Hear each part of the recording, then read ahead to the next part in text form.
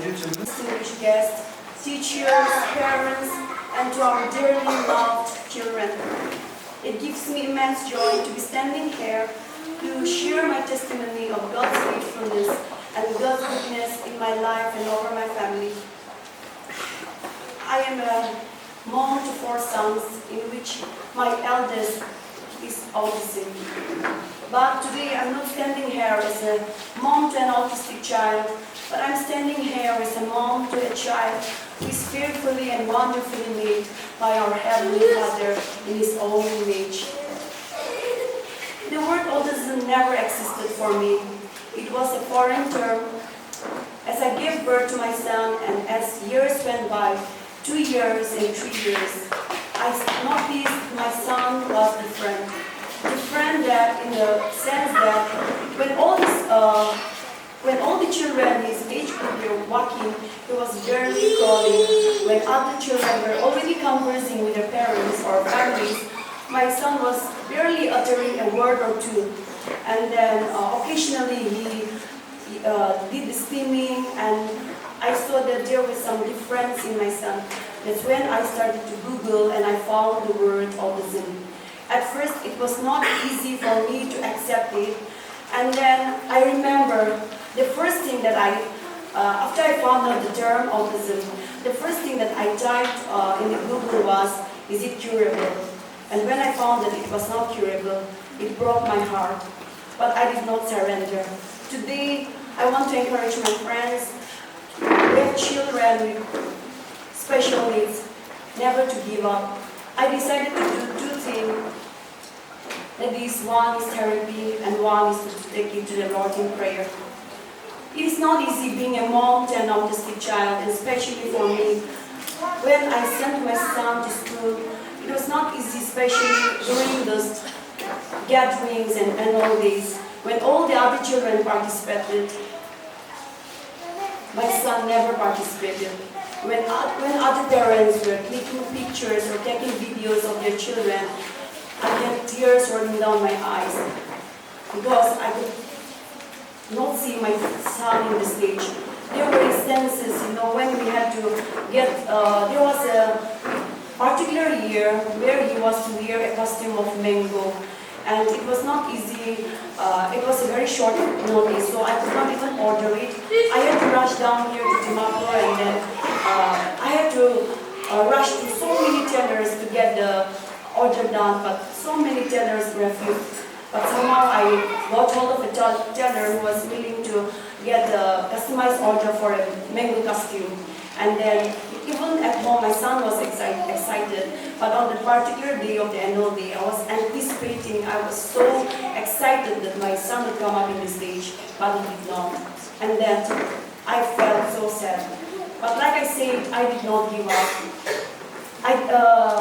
I enrolled my son in this precious gem school in referral hospital for the therapy. But unfortunately, after a day or 2, the lockdown happened and my son could not continue his therapy.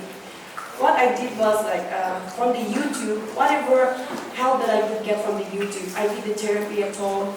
And I'm telling you, I prayed earnestly, I did fasting, I prayed so much for my son, and God is doing, and God did so many wonderful things in my son's life. There is a term in our Sumi dialect, it's called lonima, and it's a very aggressive term, and then when translated to English, I could not find out the exact meaning, but it is considered to a person who is so weak, and it's very hurtful word. So when somebody told that my son is lonima, it broke my heart. I cried so much, and I took it to the Lord in prayer. And God spoke to me through a word, through a song. We all are familiar with the song, "Because He lives, I will face tomorrow." And there is a particular stanza, in that song, there is a particular sentence that the days are so uncertain, but the child can face uncertain days because He lives. God reminded me that no matter the future, our children are secure because our God lives. And today, we as parents of children with learning disabilities or children with special needs, I want to encourage every one of us that it's a blessing that God chose us to be parents to these children. So many people say that it is a curse. Children who are born with disabilities or children with special needs, people might consider it as a curse, but I take it as a blessing. Because we, even as adults, when we are going to assign some difficult task, we assign the task to the most reliable person. So I believe that God chose us because we are the most reliable person, probably. God found us worthy enough, trustworthy enough to be taking care of His most special children.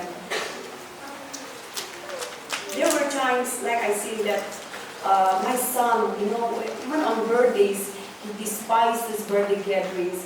We never sang birthday songs in his birthdays because he was so indifferent to noises.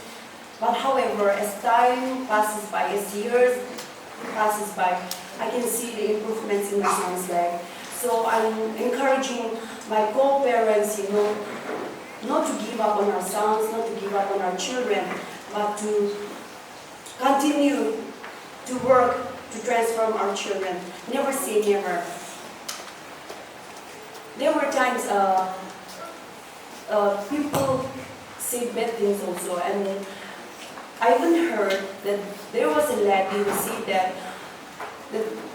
even after all the prayers she made, she mentioned that about me, that after all the prayers she made, even though she prays a lot, she still gave birth to a crazy son. That's what she told. But at first, honestly, I was so sad, I was heartbroken. But when I took it to the Lord in prayer, when I prayed to God, God reminded me that it is not me she's insulting, but it is God who is insulting. Because it is not I who created my son, but it is God who created my son. And God never makes mistake. He is a perfect God. He never makes mistake. We all know the verse, Jeremiah 29 verse 11, that everybody God has created for a purpose. All the children present here, our children with special needs, God has created everyone for a purpose. God's plan is to prosper them, to give them a hope and a future. And I believe that our children has wonderful future awaiting them. It's very stressful being a parent, but it is even more stressful being a parent to a child with special needs. It is said that parents who have children with special needs, they have higher stress level. We have more anxieties. And some parents who have children with special needs have more depressions. And physically it can be draining also. Lack of sleep, we have to deal with their tantrums and impatience and so much more, that it can even lead to physical illnesses. And financially it is also very draining, because we know that therapies are not very cheap. It's expensive, and as parents, as teachers, as educators, I know it's not easy, but as a parent, I have a request to all the people present here that we all have a big role to play. We all have a big role to be the voice for these voiceless children. We need resources, we need help. The children are crying out. As laymen, as educators, as parents, teachers, as anybody, we can all do our part to mold, to shape our children, to create a world safe enough for our children to live without fear, to live without judgment. I know that autism cannot be eradicated, it cannot be destroyed, it cannot be removed. But what we can do is, we can remove, we can eradicate the social stigmas of judgments, of prejudices. Let us all come together, let us all join our hands together and create a world safe enough for our children to live without fear, to live without judgment, so that they will live to fulfill God's purpose in their life. Thank you so much. So I'm so glad to be here today and be part of the Blessed Morning event to create awareness about autism in the larger community. My name is Lanu Solan Nantur. I'm the co-founder of Keystone Education Society. Just very briefly about what we do. We work with existing schools, regular schools, who want to become an inclusive school. So, oftentimes schools, they've been told, inclusive, but cleaning up more, right? So that is when we provide that support to the school to be able to become an inclusive environment of learning. So we have majorly one program called Keystone at School, where we provide a team of support teachers along with a coordinator, where within the school, during school hours, we work with the children who have any additional extra special needs or learning needs, and we work with them during school hours. So it is not something that is separate or segregated, but within the school system, within the existing structures, we work with the students so that that one-on-one support can be given, as well as they have, they have a regular experience of school life as well. Additionally, we have an early intervention center called Anitan Early Intervention Center. As mentioned earlier, the participation of community is so important. We run Anitan in partnership with the Our Church. So they found it in their hearts to support this as part of their mission. So they provide their Sunday school building to us to use throughout the week. Because churches have Sunday school buildings, they have all these facilities and resources. Most of the time they're used only on Sundays, Wednesday evening, Saturday evening, like that. So we are situated in Aruti. If any of you want any further information, please feel free to come and talk to me at any time after this. So our vision statement says inclusive schools for an inclusive society. And so I want to again thank the Blessed Bonding family for giving me this opportunity today to speak about inclusive education. And since inclusive education is my topic today, I'll speak about it broadly without focusing too much on autism. The clinical psychologist has given me all of those details. Lucky Vishay, I didn't know I could use a PowerPoint presentation. If I knew, I'll take 5 to 6 hours workshop with you all. But Ajay, I'll just take 15 minutes of the time, maybe less. So let's look at the what and the why of inclusive education. Inclusive education to key essay and inclusive education key important essay. So in plain terms, inclusive education is about providing quality learning opportunities for every child, irrespective of any differences among children. Right?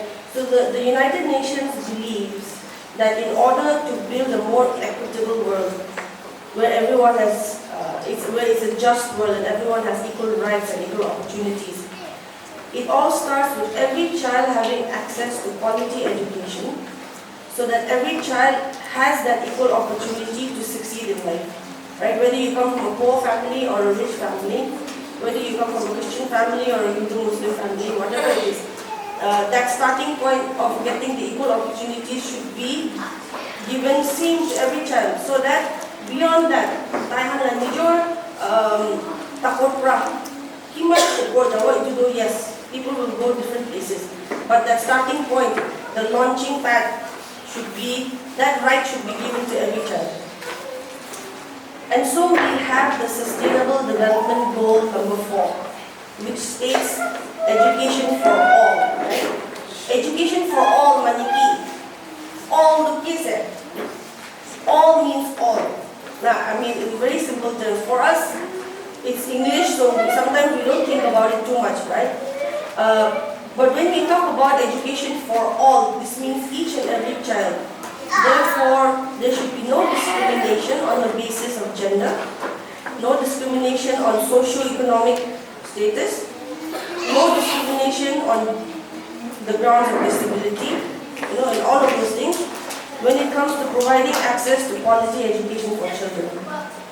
Because, after all, in the eyes of the law, and in the eyes of God, our Maker, we are all equal. And this is not to say that we are all the same as one another. By that I mean we are not identical, right? We are all equal, but ma'am and me are not the same person. Mujun identical no hai, but mujun equal as na equal in rights and equal as creations of our God. We most definitely have our differences, in our personalities, in our skills and talents, in our interests, our socioeconomic backgrounds, in our cultures, in the way we think, in our beliefs and ideologies, and in how we experience the world around us. However, despite all of these things that make us all different from each other and unique in our own ways, we are all equal, which means we have equal rights as human beings, as citizens of this country and as citizens of the world that God has created. So the key here is to understand that while we are all very diverse, we are still equal. Right? So why am I talking about this? Because it's the foundation of understanding inclusion. It's the foundation of understanding, as even the clinical psychologist pointed out earlier, the neurodiversity that exists all around us, right? We're all very, very different, whether we can see it or not.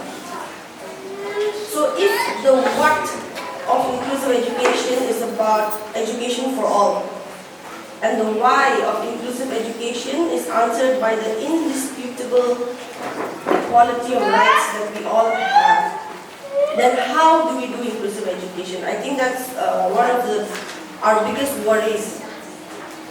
Inclusive education, how do schools are also worried, teachers are also worried. How do we support children with special needs in our classroom? And rightly so. I think this is what makes most people nervous, because most of us feel unequipped to address this challenge. But I believe that if one truly understands what inclusive education really means and why it is important, then the how, that aspect naturally will start to fall into place. Just by the very virtue of the change in our attitudes and how we perceive the fact that we are all different, and therefore there must be different ways and approaches to teaching and learning. Meaning that we cannot use a one-size-fits-all approach in education, which, sadly to say, we grew up in that education system of one-size-fits-all, and even now, with the changing times, with people trying to bring in that change, it is still there, it is still pervasive everywhere we go. So when we consider how each and every child can be given access to equal opportunities for a quality education, we realize that there exists large groups of vulnerable and marginalized children who are denied access due to the situations or circumstances into which they are born. This could be socioeconomic, this could be family situations, could be, as mentioned, some condition or some disorder. It could even be gender. Luckily, in Nagaland, that is not an issue. It is an issue elsewhere in the country. So the National Education Policy, NEP 2020 of India, defines this group of vulnerable and marginalized children as those from socio-economically disadvantaged groups, SEDGs. As mentioned, this can include the girl child, this can include transgender children, children from scheduled castes, scheduled tribes, other backward castes, and other minorities. Children from extremely rural areas who don't have access to any sort of infrastructure. Children from migrant and day labor communities. Children who may be victims of trafficking or other forms of abuse. Everyone. Hello. How are you all? There's a bonding team. Thank you so much for organizing such a colorful, interesting, and very pleasant program. And I consider myself very lucky to be in the midst of all these special and wonderful children. I suppose the organizers, they want the parents, the teachers, and the caregivers to know the rights of persons with disabilities. And I suppose that is the reason why I was invited here from the legal family if I am to talk about these rights of persons with disabilities Act 2016, it will take us the whole day. So that is why I have just handpicked some few sections, and according to that, according to the need of the audience here today, I will be talking about it. So kindly bear with us, children. Please, can you look at me? Am I beautiful? Okay, so just keep looking at me, alright? Okay, I won't take much time, or I have just some few handpicked sections. So, alright, first thing, the reason why these rights of persons with disabilities Act, we'll just say like RBWT Act 2016, this was enacted and introduced. The reason why, it is because persons with disabilities, they should have the right to equality, dignity, and respect for integrity in the society that they are living in. And that is the reason why this act was enacted. Now,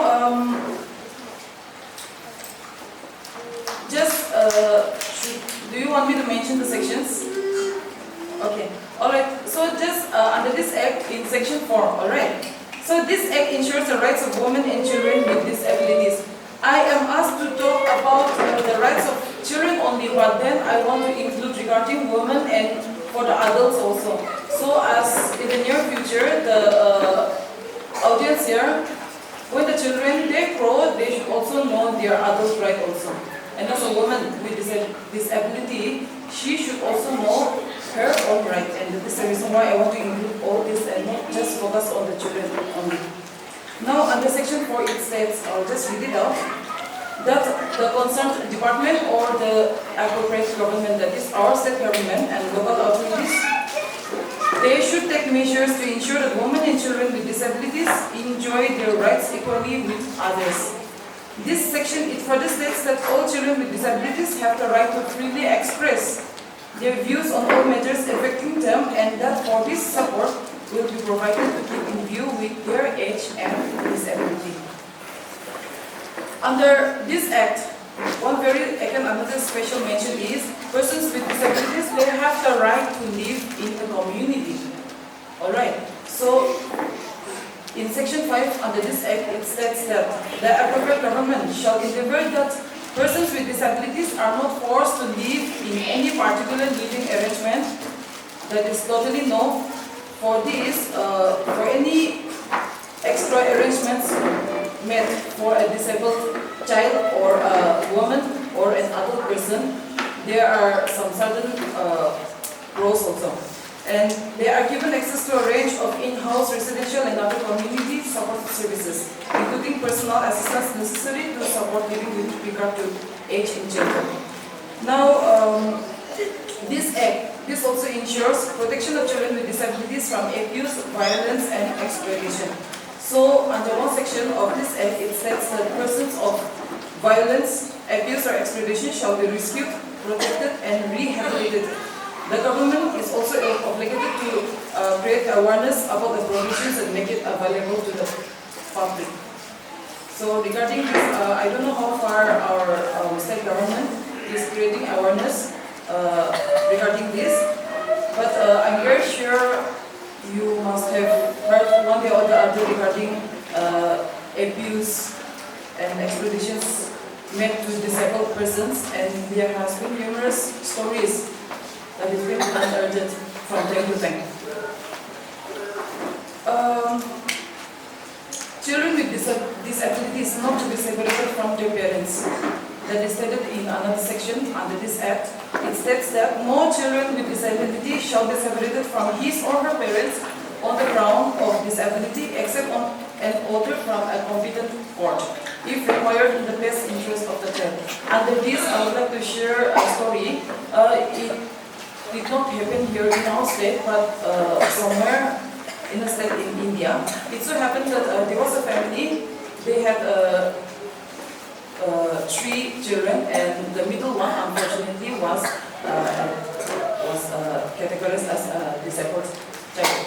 Now, the mother herself, she was, like very ignorant, and she totally disliked her own daughter. And every now and then problem arises in the family, and arguments started 24/7 between the husband and wife. And what happened was, at one time, the mother herself even tried to, attempted to kill her own daughter. And that is like how it was more like an animal, I should say, not taking proper care of her own daughter, and not giving the love that she requires, and not being educated herself as a mother regarding how to take care of her own daughter. And now what happened is that the husband, one day he was aware of all this. Actually, the husband was not even was posted elsewhere in another state, and that is the reason why for a very prolonged period she was not aware of what was happening to her disabled daughter. But then somehow he got hold of it, and then with no other options, he took help from the court, and the court gave the order for the custody of all the children to the husband, and they divorced. All because the mother herself, did not give the loving care that the disabled daughter wanted to have. So that is it, children with disabilities not to be separated from their parents, that is what is stated under this Act. Now again, in another section of this Act, it says that the Act recognizes the reproductive rights of persons with disabilities. Now this is one very important thing. It states that the government shall ensure that persons with disabilities have access to appropriate information regarding their reproduction and family planning, and that no person with any disability is subjected to any medical procedure which leads to infertility without his or her free and informed consent. Now this is under Section 10 of the Act. Again, another section under this Act, it states that the Election Commission, to ensure that persons with disabilities can cast their vote. So under this, I think the Election Commission, they are doing a wonderful job, because during the election time I have noticed in many of the voting centers, they have created this ramp and everything for free access. And the Act addresses challenges faced by persons with disabilities in accessing the justice system. Now, regarding this legal rights of persons with disabilities, this is where I am an advocate, and I am impaneled as a panel lawyer under the Dimapur District Legal Services Authority. So this is where we come into play. The legal family comes into play. So if any disabled persons they face any sort of challenges in accessing their justice, then kindly feel free to make necessary arrangements to meet us. We have our office out here in the court.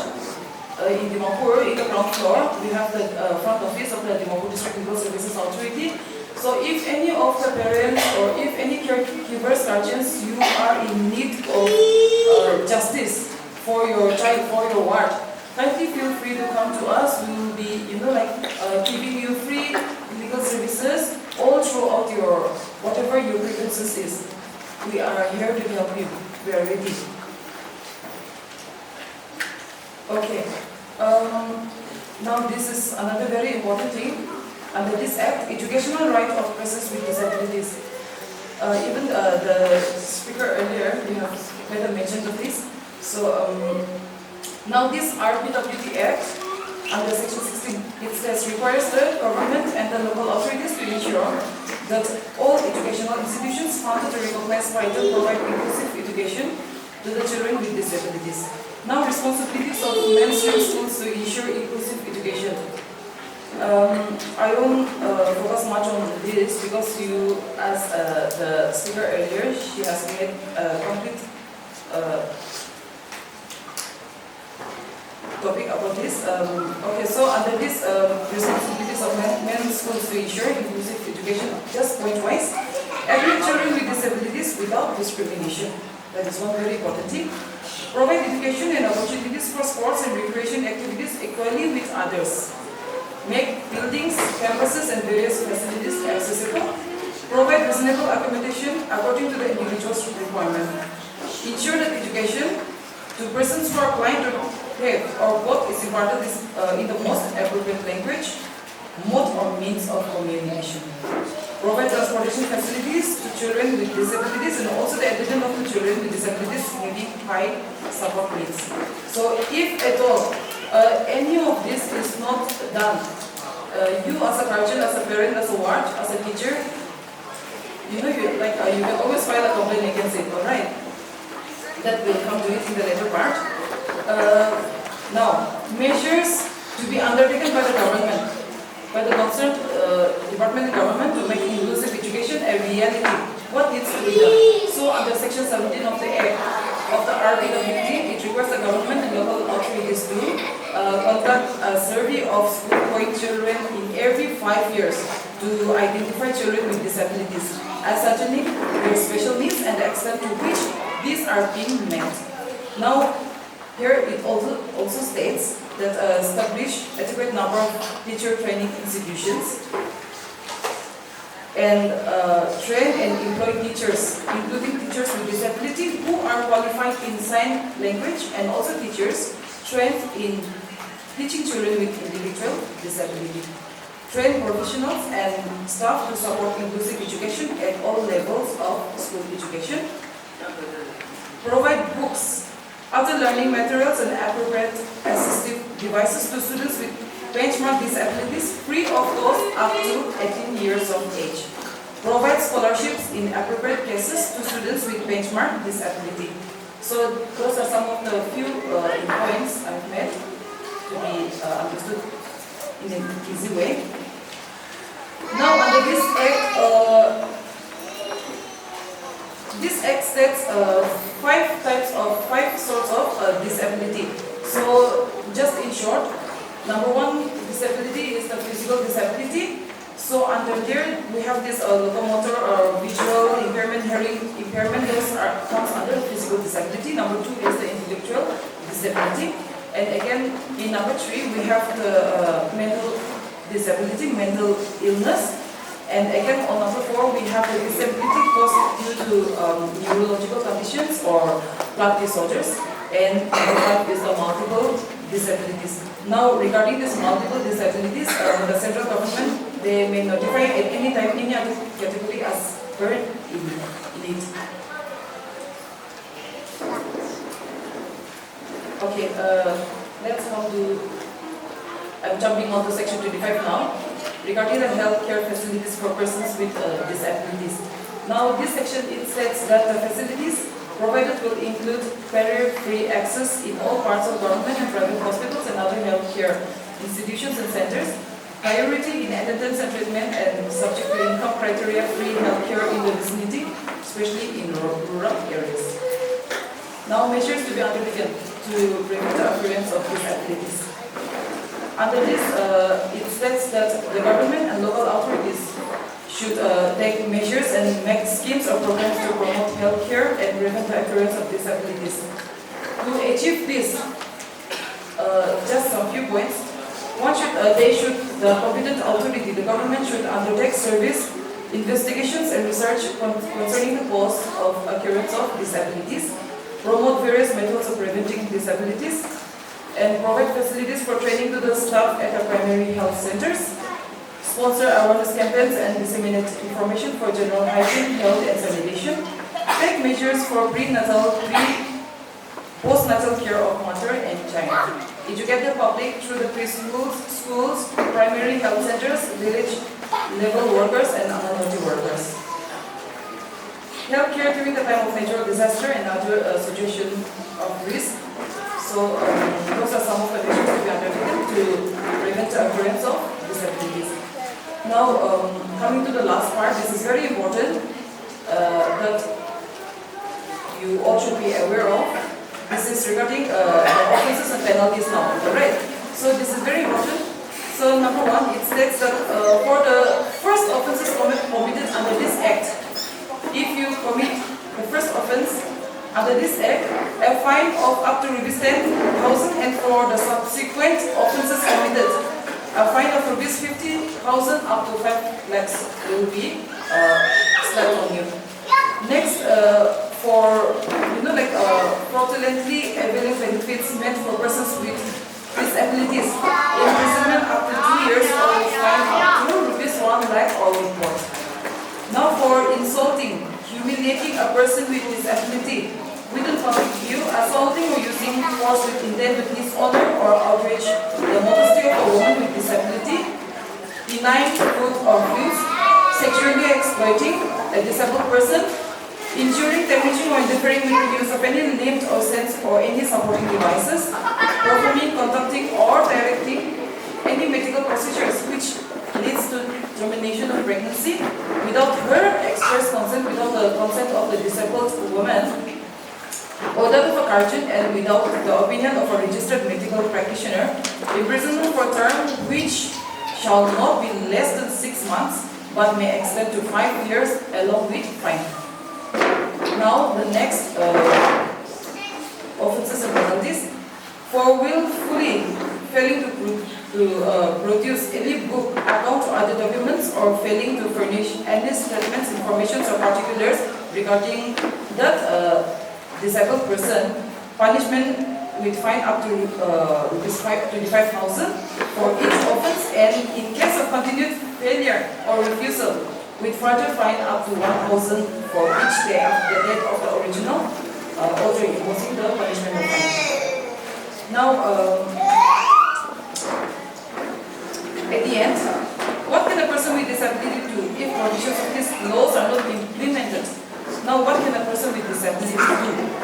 Now, it says that one should make representation to the concerned government and or the concerned establishment if there is deprivation or violation of any rights provided under the Disabilities Act.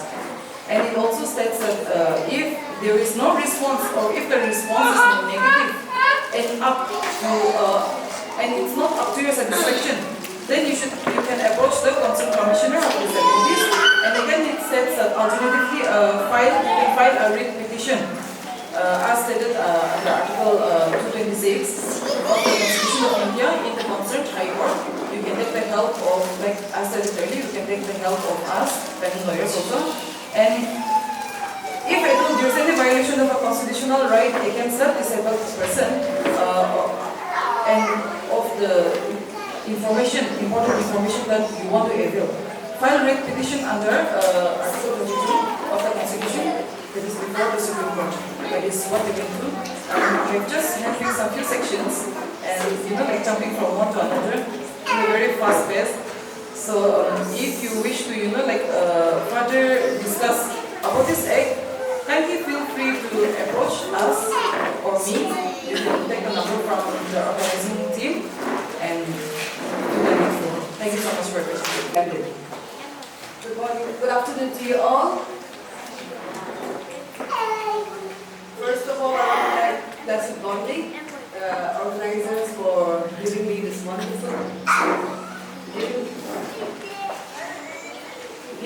wonderful opportunity to share some insight on the topic, advancing neurodiversity and UN Sustainable Development Goal.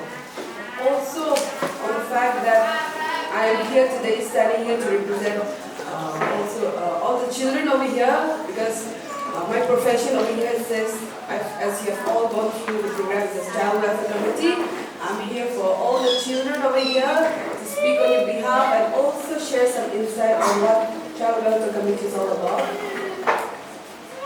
I was just going through the program, and then I was really impressed by how the organizers tailored it, because it's such a comprehensive program that I think if we have to, start a school or something like that also, this is more than enough. You don't need more people. All the experienced professionals are here. We have the clinical psychologist. She here? She went, okay. She described beautifully what autism was. And then also we have the beautiful parents definitely. And I want to also, firstly congratulate all the caregivers, including the parents, because of you that Blessed Bonding has come to be, and then because of you that children are now getting the support system that they need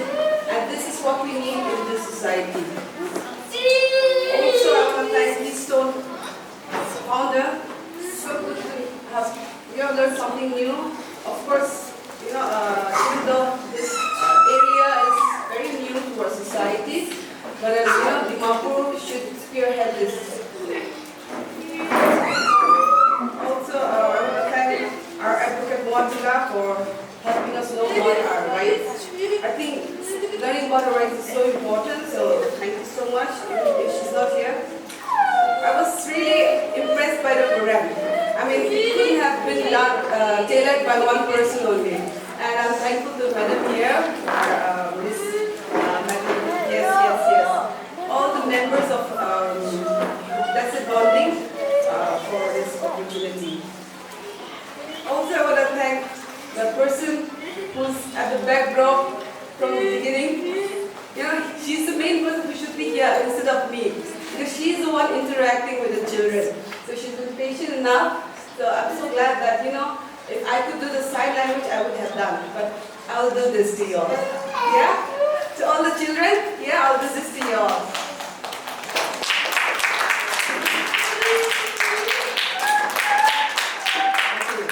The 2025 theme focuses on embracing neurodiversity, encouraging society to take action that support individuals with autism and foster inclusivity.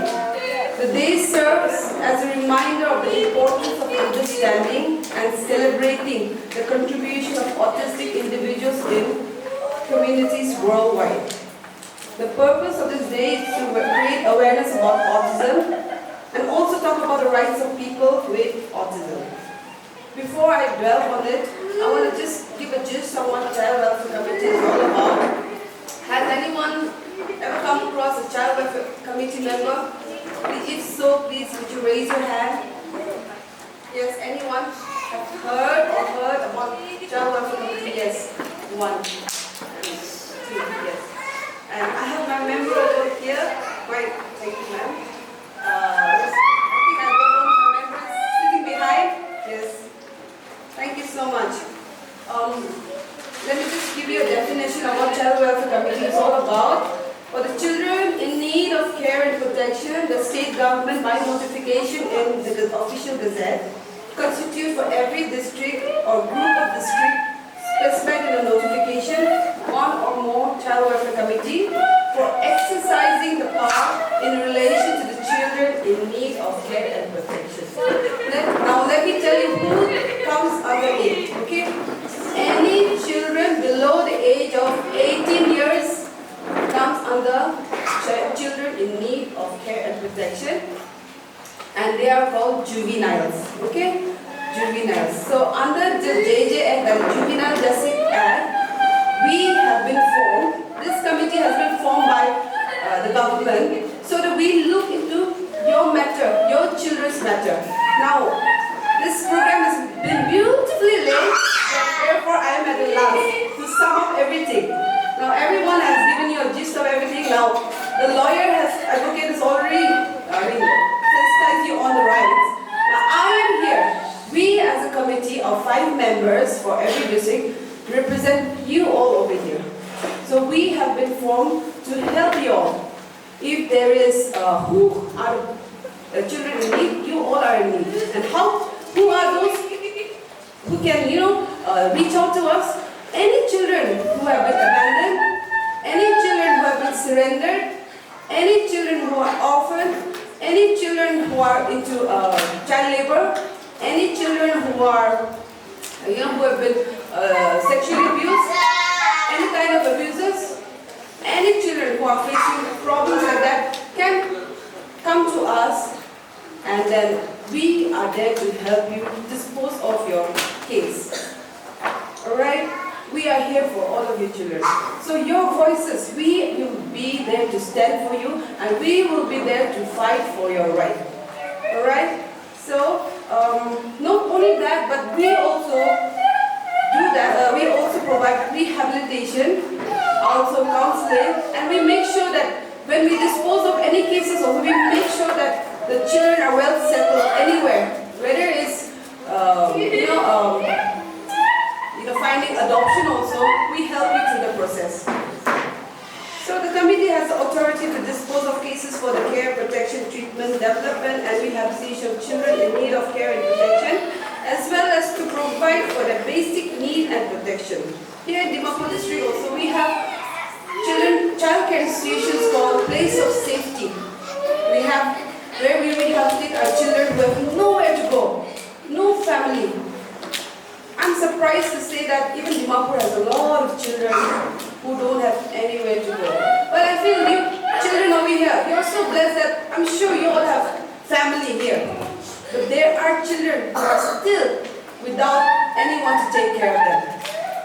So who can come and file a case, or who can come to us, or who can produce the children to us? It can be any police officer, it can be any public servant, it can be the child himself or herself, or it can be any NGOs, or it can be any friends also. Or have you heard about Childline? Has anyone heard about Childline? If you face any problem, you have the Childline, right? So 1098 is the number, right? 1098, yes or no? Yeah. So if you face any difficulty, please, child 1098 to Monday Rakibi. তুই নাম বলবি কাম নাই তুই কি করবি কাম নাই anonymous will be more enough তুই নুকুশন ইনিকা হইছে দে মলা বলে দি দে ইনিকা প্রবলেম ফেস করছে দে আর তাই মদত লাগে দে বলে দাও ইনিকা হইনা আপনি কা কল করে দিছে দে child line খানরা they will take the matter and then they will give the case to us. Final decision making part is with us, so we will dispose from our office whatever it is. After counseling, after deliberation, we'll make sure that the child is safe before we dispose any case. So please remember this, and this is such a beautiful platform to share about this awareness of this committee also, because many people don't know what who or what child welfare committee is. Anyway, I know I don't want to make my speech boring also, but I was really impressed by the parent who shared, who gave her testimony. I was really impressed because these days our parents are tech savvy, right? Tech savvy. How many of you like watching mobile phone, kids over here? Please raise your hand. Phone? Apata? How did you learn that? Through phone, right? Yes. So apata, right? That is technology. And when you use technology in a good way, I think we can do so many things. So likewise, just want to share a few, ideas on how we can use technology for the betterment of our children. So, have you heard of a term called AI? Everyone is talking about it, right? Artificial intelligence, right? So how AI is revolutionizing therapy and empowering individuals with autism? On World Autism Awareness Day, we take a look at the groundbreaking role of artificial intelligence and technology in autism therapy. First is, as rightly said by Dr. Manish Sharma, principal of Venkateshwar International School, he highlights that technology has fundamentally changed communication and education. She says online tools and education apps that teachers deliver dynamic lessons and modify their teaching methods to cater to varied learning styles. Just as how our mother who had just shared did that. She did not know where to go, but she found, someone online who could teach her. And she in turn could teach her what. So we have to be very tech savvy these days. Keep up with the time also as parents and caregivers. And the next is data-driven therapy. Machine learning algorithms now help therapists identify early intervention. Amazing what technology is doing with the advancement of technology. So this thing is nothing new now. In the West, they are so advanced. We also have to keep up with the West. So this, what they do is AI-based predictive models can detect autism in children as young as 18 months. So if psychologists also see that if we can detect a child in an early age, in their formative age, I think we will be able to groom them such an independent human being that they will be able to stand on their own feet. And the things are the same that like advancing neurodiversity, we have to help these children stand on their own feet, and this is the right time to impart that education in them. If you go through, there's so many therapies that you find online also, and you have this virtual reality. And this is, have you heard of virtual reality? You have to use this equipment, and then there you have all the videos, and you will feel like you are there, present in that, the virtual reality will take you there. So it's amazing what technology can do, and there are tools for especially able children where virtual reality software can help you learn new skills, or learn so many other things also. Let me give you an interesting story. What your children can do and become also. Okay, I'm sure you must have heard about famous personalities who's believed to have, autism, like, Susan Boyle, anyone? Yes, okay, yes, Susan Boyle, right? Susan Boyle is believed to have autism, and she's the past winner of Britain's Got Talent, right? And she became an overnight sensation. Despite her disability, she turned her gift into a reality, and that's how she won Britain's Got Talent. She's one of the most famous, musicians also. Also, I'm sure you must have heard about Charles Darwin, right? All those people, like Anthony Hopkins, Sir Isaac Newton, all of them have believed to have had autism. And famous one. Okay, how many of you like Pokemon? Children. Pokemon. Pokemon? Yes? Okay. So the inventor of Pokemon, Satoshi Tajiri. So he was also diagnosed at an early age. And then he grew up playing Nintendo video games. Anybody know Nintendo? In Japan it's very famous, yes? So what he did was he created this app, this game, where he had a love for insect, and he integrated this insect innovative idea called Pokemon, where gamers would collect unique fictional creatures and use them to battle against opponents. So, like our psychologists have mentioned that they have a really high IQ, right? And they are wired differently. So, parents and caregivers, if we tap into that, I think there's no looking back. We can create geniuses out of these children. Also, no list of inspiring people with autism could truly begin without first mentioning Temple Grandin. I'm sure you must have heard. Mute until the age of 3.5, Dr. Grandin was diagnosed with autism as a young child and was eventually able to speak thanks to her speech therapist. Finding her voice, she went to publish Emergence, labeled Autistic, a groundbreaking book which is widely regarded as the first real insight into the life of an autistic person. Please go through it. If you have not read it, please read it, and you will get an insight of what it is to feel like having autism.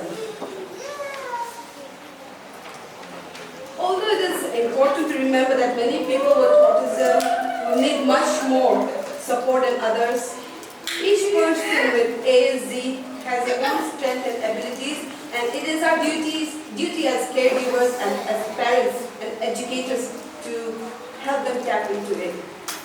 Right? Just as how Susan Boyle and Charles Darwin, and how this Pokemon inventor, and how Miss Dr. Temple could tap into it. They are not just normal people, they are extraordinary people, right? I'm also thankful I'm so great today. I'm just full of thankfulness because I've seen so much of potential in support system, like how I think Classic Bonding is also one of the support systems. Yeah.